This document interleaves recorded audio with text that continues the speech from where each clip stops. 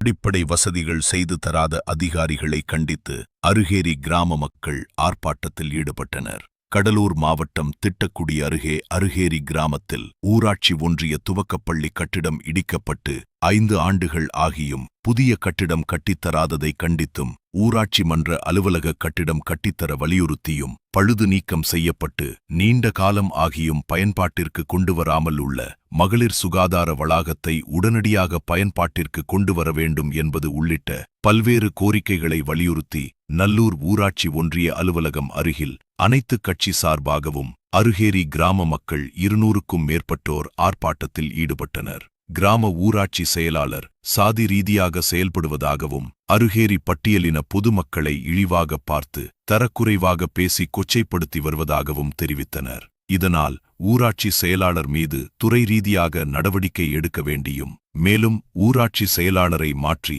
வேறு ஊராட்சி செயலாளரை பணி அமர்த்த வேண்டிய கோரிக்கை வைத்தனர். ஆர்ப்பாட்டத்தில் ஈடுபட்ட பொதுமக்களை அதிகாரிகள் அழைத்து அமைதி பேச்சுவார்த்தை நடத்தினர். அதில் அருகேரி கிராமத்தில் அடிப்படை வசதிகளை உடனடியாக நிறைவேற்றித் தருவதாகவும் மேலும் பொதுமக்களின் கோரிக்கையை 1 மாத காலத்திற்குள் செய்து தருவதாக உறுதியளித்தனர். இதனால் ஆர்ப்பாட்டத்தில் ஈடுபட்ட பொதுமக்கள் கலந்து சென்றனர்.